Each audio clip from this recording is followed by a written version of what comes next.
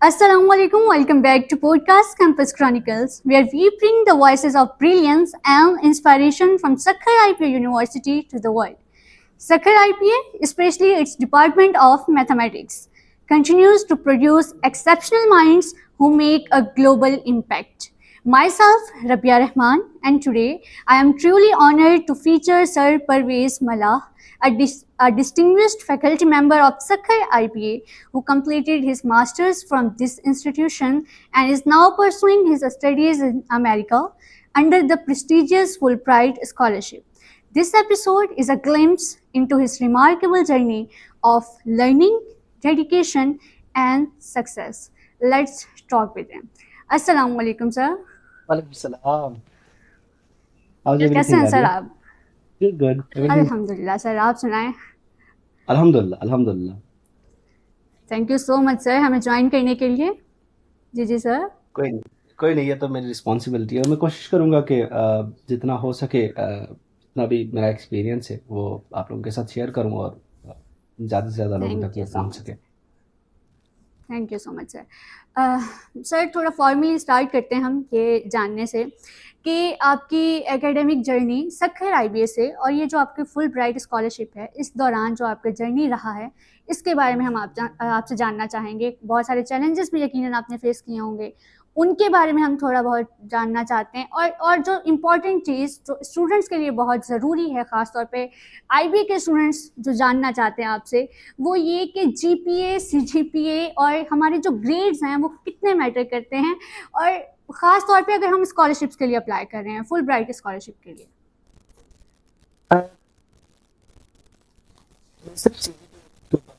तो I think अभी तक जितनी भी स्कॉलरशिप्स में अप्लाई किया है मैंने कभी भी कहीं पर भी CGPA की जो है वो रिस्ट्रिक्शन नहीं देखी. सिर्फ एक मर्तबा हुआ था जब कोविड आई थी, तो कोविड के दौरान उन लोगों ने जब GRE वेव कर दिया था, then for Fulbright specially they said your CGPA should be 3.5 plus.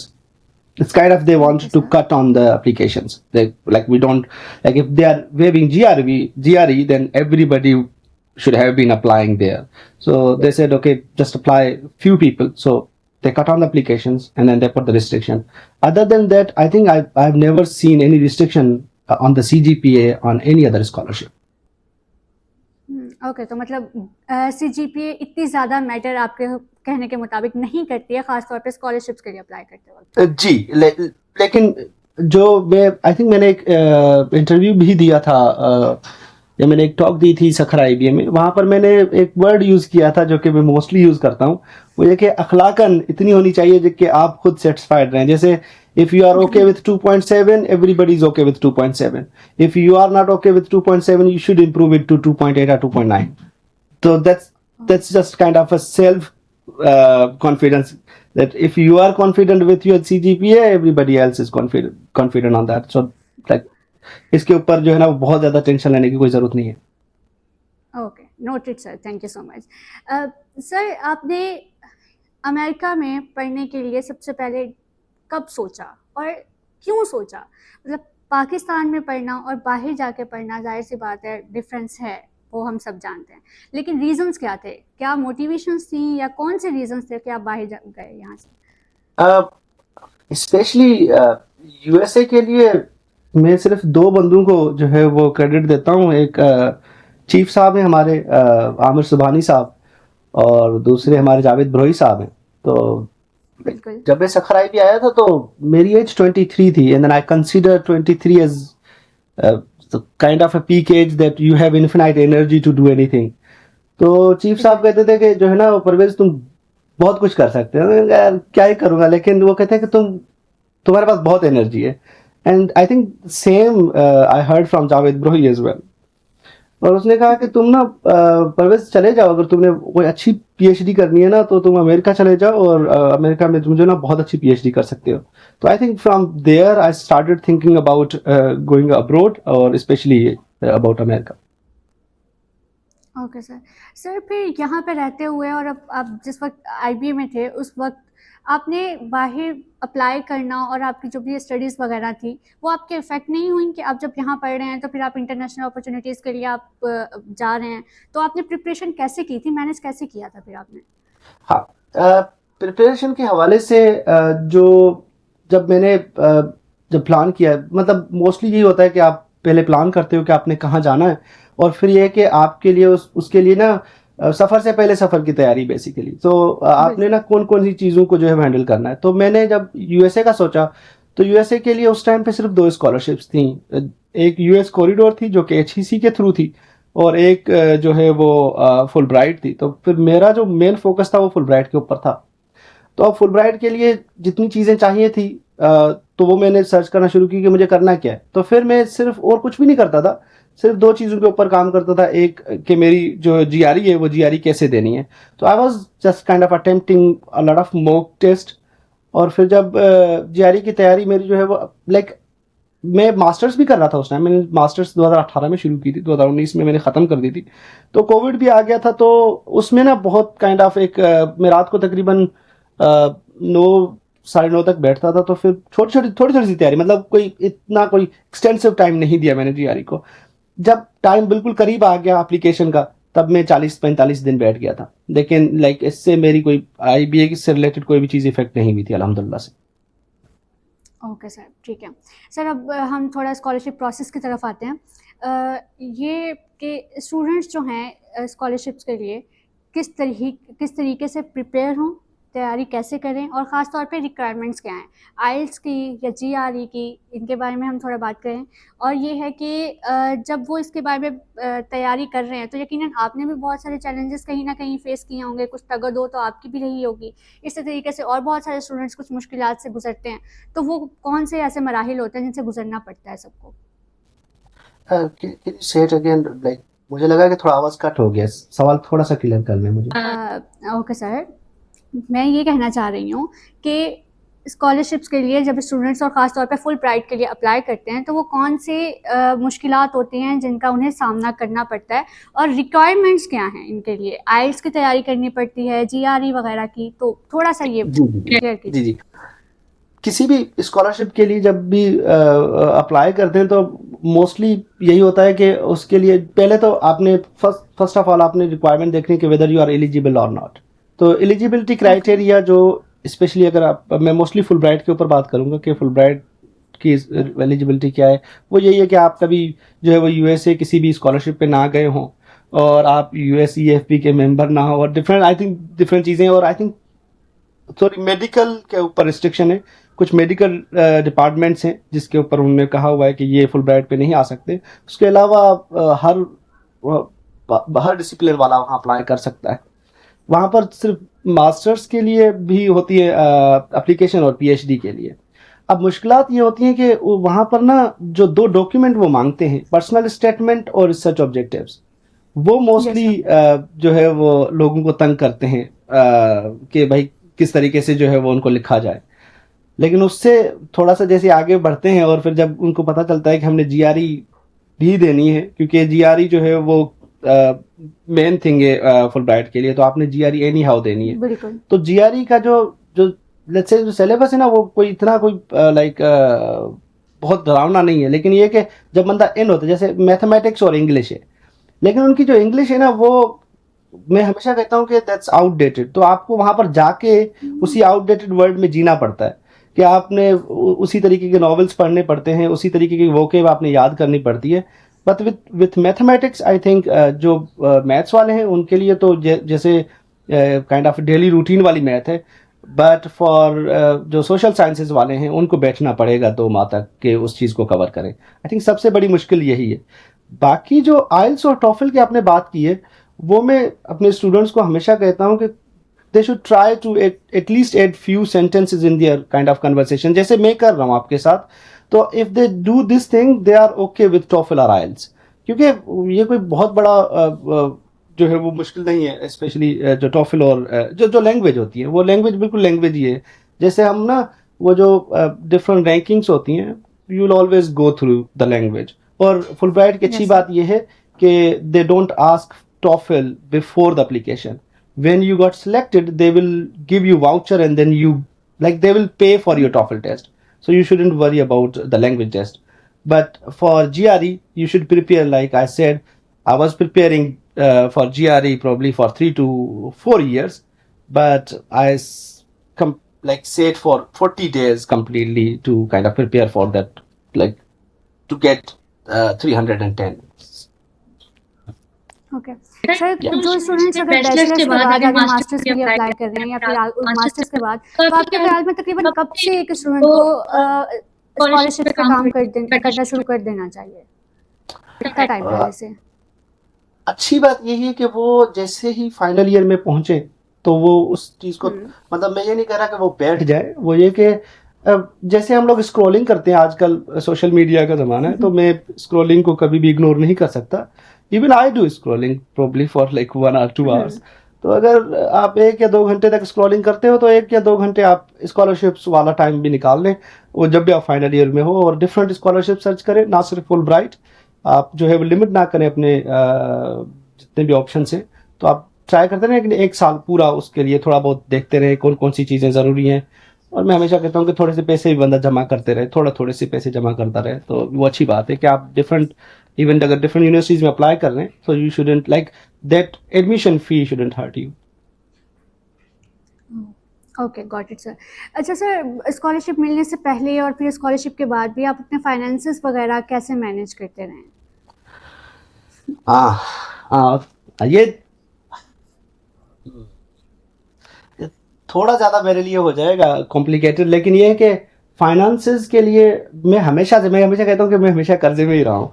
तो ये है कि मैं कोशिश करता हूँ कि जो है ना, ये चीज़ मैंने करनी है, और अब मैं इस चीज़ को डील कैसे करूँ, और फिर डिफरेंट फ्रेंड्स होते हैं वो आपकी मदद करते हैं। तो मैं यहाँ पर जब पहुँचा था तब तो आगे पीछे से चीज़ें कर ली थी, लेकिन जैसे ही मैं यहाँ पहुँचा तो I got like around like very handsome amount from Fulbright, और उसने सारी चीज़ें सेट कर दी थी। तो like yeah, that's all I want to say about finances, but I have like a lot to say about finances, probably different time पे finance के ऊपर बात कर लेंगे हम लोग इंशाल्लाह। Sure sir. ओके, मतलब फुल ब्राइट का ये एक बहुत बड़ा फ़ायदा आपने हैंडसम अमाउंट वाला बताया। जी फुल ब्राइट आपको हमेशा एक अच्छा अमाउंट देता है, जो कि आपको ना सारी चीज़ें मतलब सेटल डाउन हो जाती हैं। आपको ना वो सेटलिंग अलाउंस देते हैं, आपको कंप्यूटर अलाउंस देते हैं, आपको बहुत सारी और चीज़ें देते हैं ऐसा। अच्छा सर, कल्चरल और सोशल इश्यूज़ की बात करते हैं हम। पाकिस्तान से बाहर जाने के बाद एक बिल्कुल नया माहौल मिला यकीनन आपको, तो हमारा कल्चर और बाहर का कल्चर बिल्कुल मुख्तलिफ है। कौन से चैलेंजेस कहीं ना कहीं देखने पड़े होंगे, फेस करने पड़े होंगे मे बी? मतलब आजकल चीज़ें इतनी मतलब डाइवर्सिफाइड हो गई हर जगह पर। मतलब हम जो हमेशा सुनते थे कि जो ये वर्ड है वो ग्लोबल विलेज है, और वो आजकल हो चुकी है। बिकॉज अगर अमेरिका, पहले तो ये होता था कल्चर शो को हम ऐसे करते थे कि यार वहाँ पर जो हो रहा है हमें पता ही नहीं है, या ये चीज़ें मैंने कभी देखी नहीं है। आजकल कौन हॉलीवुड मूवीज़ नहीं देखता, आजकल कौन बॉलीवुड मूवीज़ नहीं देखता। मैं इंडिया जाऊँगा तो मुझे तो अपना घर लगेगा, क्योंकि I have seen multiple kind of Bollywood movies. और जब मैं हॉलीवुड यहाँ पर आया तो हॉलीवुड की तो मैंने सारी मूवीज देखी हुई है, मुझे पता है कि यहाँ अमेरिका में क्या होता है। अब मैं यहाँ पर जो है वो ये बोलूँ यार ये तो चीज़ मैंने देखी ही नहीं थी, तो आई थिंक वो अब बहुत ज़्यादा खत्म हो गया। आई थिंक इस जनरेशन के साथ, पहले हमसे एक जनरेशन पहले आई थिंक ये कल्चर शॉक की चीज़ें होती थी। अभी बहुत सारी चीज़ें डिफरेंट होती हैं यहाँ पर, लेकिन I won't consider that as a cultural shock. वो डिपेंड भी करता है ना, हर I mean person to person भी डिपेंड कर रहा होता है कि कौन उसे कंसीडर कर रहा है और कौन नहीं कर रहा। जी मतलब बहुत सारी चीज़। जैसे मुझे ना यहाँ पर एक बहुत अच्छी चीज़ लगी थी कि मैं एक मरतबा यूनिवर्सिटी के अंदर जा रहा था, आई थिंक मेरे पहले 2-3 दिन थे, तो एक बंदा ना, मैं बहुत दूर था, like I think probably 10 seconds away, 10 seconds away, not 10 steps away from the door. Or there was one guy or probably one lady, she hold the door for me, and then I like she hold the door open for me. I was like, okay, yeah. And then like that's how they respect you. और फिर अच्छी बात है, मतलब सारे smile देते हैं, और हम काइंड ऑफ कभी कभार बैठ करते हैं यार ये तो झूठी है, लेकिन जो भी हो झूठ मूठ की स्माइल देते तो हैं एटलीस्ट। हाँ सर, अच्छा सर, पाकिस्तान के एकेडमिक इन्वायरमेंट और दूसरे ममालिक के, और ख़ासतौर पे अमेरिका के, इनके दरमियान आप क्या फ़र्क देखते हैं सबसे बड़ा, जो आप चाहते हैं कि ये पाकिस्तान में इम्प्रूव होना चाहिए, या कहीं ना कहीं आपको वो नेसेसरी लगता है वो बहुत बड़ा फ़र्क हो, उस पर अगर हम बात करें थोड़ी सी? एकेडमिकली आई थिंक जो मैंने सखराइबी में नोट किया था और जो मैंने यहाँ पर नोट किया है उसमें कोई इतना ज़्यादा फ़र्क नहीं है, लेकिन यहाँ पर जो है वो, लेकिन जैसे प्रोफेसर्स की बात की जाए तो यहाँ पर जितने भी प्रोफेसर्स आते हैं कोशिश करते हैं कि वो न्यू चीज़ों को इंट्रोड्यूस करवाते हैं हर साल। मतलब हर साल आपको लगेगा कि यार ये कोर्स जो है वो बिल्कुल कंप्लीटली न्यू अनाउंस हुआ है, तो इस तरीके से वो टॉपिक कोर्सेज अनाउंस करवाते हैं। And I think the same doctor Javed Brohi is doing. So doctor Javed Brohi कोशिश करता है Yes, कि exactly. यार ये चीज़ भी मैं इंट्रोड्यूस करवा दूँ, ये चीज़ भी इंट्रोड्यूस करवा दूँ। तो मतलब आई थिंक एकेडमिकली कोई इतना ज़्यादा नहीं, लेकिन यार आपको अपॉर्चुनिटीज़ मिलती हैं डिफरेंट कल्चर वाले लोगों के साथ मिलने के लिए, और डिफरेंट लोगों के साथ डिफरेंट टॉपिक्स के ऊपर बात करने के लिए। और आप यहाँ पर जो है वो जैसे हमारे यहाँ भी अभी आई थिंक डेटा साइंस शुरू हुआ है अल्हम्दुलिल्लाह से, तो यहाँ पर जैसे बायो मैथ वाले भी होते हैं, फिन मैथ वाले भी होते हैं, तो डिफरेंट मेजर्स होते हैं। तो आई थिंक कोई I won't kind of say that okay we are on like floor and they are on the sky, just we all are hanging around. Okay sir. अच्छा सर, एक और चीज़, वो मुझे ऐसा लगता है कि एक कहानी के सारे पहलू और रुख देखे बगैर कहानी पूरी नहीं पता चलती। जैसे तो हम लोगों के ख़ास तौर पे पाकिस्तानी स्टूडेंट्स, हम लोग बाहर की ज़िंदगी को और बाहर के ममालिक की पढ़ाई को, जैसे आपने कहा कि स्काई और फ्लोर की आप डिफरेंस की बात कर रहे हैं, तो हम समझते हैं कि वो हमारे लिए बहुत फैसिनेटिंग होता है। आपके ख्याल में कुछ ऐसे मिसकंसेप्शंस हैं हमारे जहनों में जो आप क्लियर करना चाहें? हाँ बिल्कुल, मतलब जैसे हम कहते हैं कि यूएसए में जाके कोई बंदा ना वो जो पीएचडी करके आएगा पता नहीं क्या ही होगा। टू बी क्या ही ऑनेस्ट, होगा। If I would have done PhD under Javed Brohi Saab, I would have done the same work, probably more than that. But the only thing is, you just meet different people here, and then you kind of act differently, and then you learn new things from here. Like if I'm living in Sakhrai, yeah, I won't learn about outward. But if I come here and then like I'm learning about outward, that's all. But if I just talk about specifically for PhD, yeah, I think I don't see any difference. Yeah, that's okay fine. Sir. Like sir like that's इस the misconception that we say that we look them that they are like far away from us. It's not the case. Okay sir. Sir, full bright scholarship तक रसाई हासिल करने में सक्कर IPA ने क्या role play किया है आपके ख्याल में? Cut. आवाज कट गई थी। Can you repeat it? Sir, मैं ये पूछ रही हूँ कि जब आप सक्कर आईपीए में मौजूद थे, फुल ब्राइट स्कॉलरशिप हासिल करने में, रसाई हासिल करने में सक्कर आईपीए यूनिवर्सिटी का क्या रोल रहा है आपके ख्याल में? अब आई थिंक आपको पता है मैं अंडरग्रेड सिंध यूनिवर्सिटी से किया है, लेकिन I never mention Sindh university anywhere. So I think every bit in my struggle is dedicated to Sukkur IBA। So Sukkur IBA की मतलब सखर IBA बहुत सारा मेरे साथ जो है वो कोऑपरेशन में रहा है। जैसे जब भी मेरी कोई मॉक टेस्ट होती थी, they would have like even from computer science वो कहते थे कि ठीक है आप मॉक टेस्ट देकर आ जाओ, या मतलब हर चीज़ में वो कोऑपरेट करते थे। मतलब कभी मेरा स्केड्यूल आगे पीछे होता था, इफ आई रिक्वेस्ट देम, और वो कर देते थे इस तरीके की चीज़ें। तो आई थिंक और दूसरा main thing like I got motivation from Sukkur IBA। अगर मैं सखर IBA में ना होता, I wouldn't have even think about this Fulbright और any scholarship. Okay sir. Sir, इस सारे जर्नी ने प्रोफेशनली और पर्सनली आप में बहुत सारी तब्दीलियां तो लाई होंगी, तो क्या चेंजिंग्स आई? हाँ, मैं शुरू से बहुत रूड रहा हूँ। मैं रूड इन द सेंस कि now I think I was telling probably few days ago to somebody, and then he said like, we don't see any kind of sign of rudeness in you. But I said no, you don't know me then. But yes, professionally I've become very kind of gentleman now, but it's like it's up to me. But whenever I kind of deal with some kind of stuff that it's new for me, I kind of bring out my old version. लेकिन हाँ, मैं अपने आप को control करने की बहुत कोशिश करता हूँ। तो यस, प्रोफेशनली जब मैं प्रोफेशनल लाइफ में आया, जैसे टीचिंग में, तो और ये जो भी एजुकेशन सिस्टम है, they helped me to kind of manage my personality as well. So मतलब जो सबसे बुरी चीज़ थी वो थी रूडनेस के। मैं हमेशा कहता था कि क्या ही कर लोगे, छोड़ो यार, मतलब क्यों ही समझा रहे हो। अब अल्हम्दुलिल्लाह से वो चीज़ थोड़ी ख़त्म होती है, वो बुरी चीज़ थी, वो थोड़ी सी इम्प्रूव हुई है माशाल्लाह से। लाइक मैं हमेशा कहता हूँ थोड़ी सी इम्प्रूव हुई है, because I can bring it out any time if I want. Okay sir. अच्छा सर, स्टडीज़ कंप्लीट होने के बाद के प्लान्स क्या हैं? कि पाकिस्तान वापस आना है, पाकिस्तान के लिए कुछ कंट्रीब्यूशन है, या कुछ और इसके अलावा प्लान्स हैं?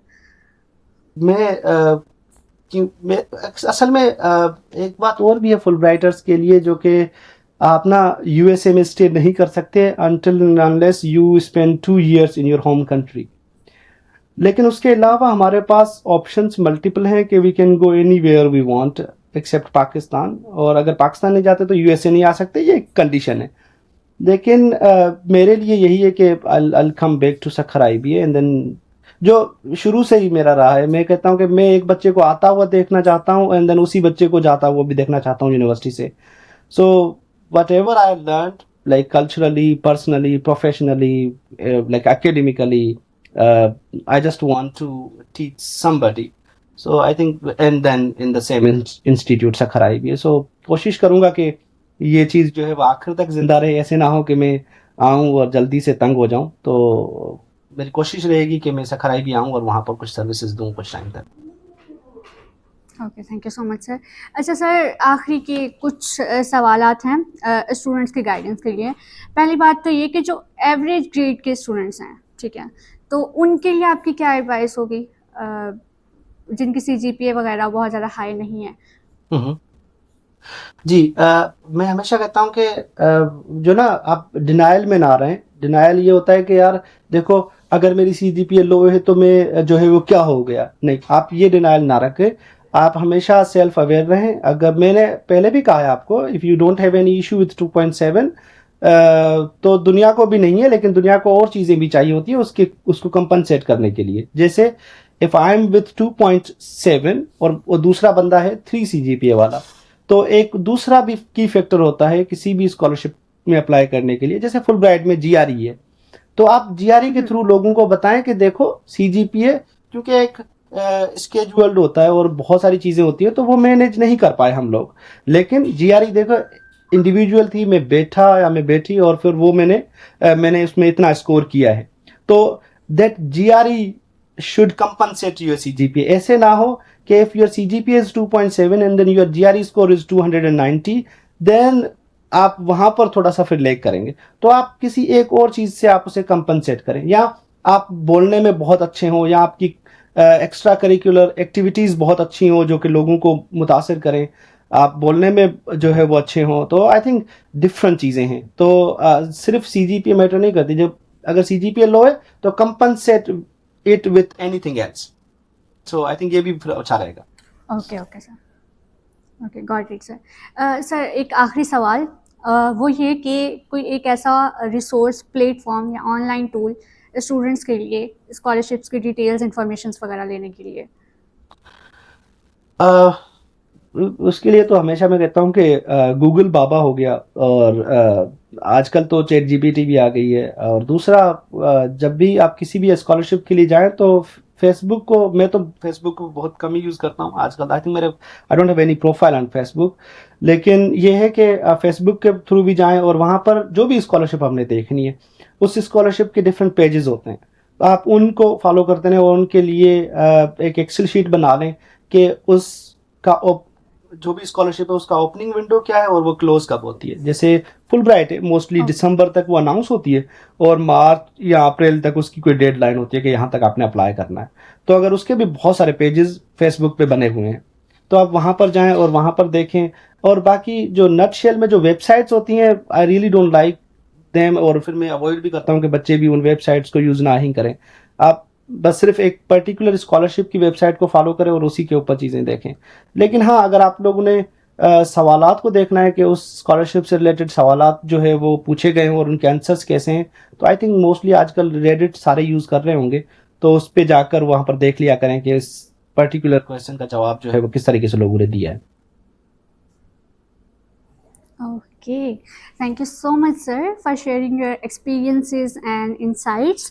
And this is Podcast Campus Chronicles signing off, where every story begins at Sakhar IPA University and beyond the boundaries. Thank you so much and Allah Hafiz.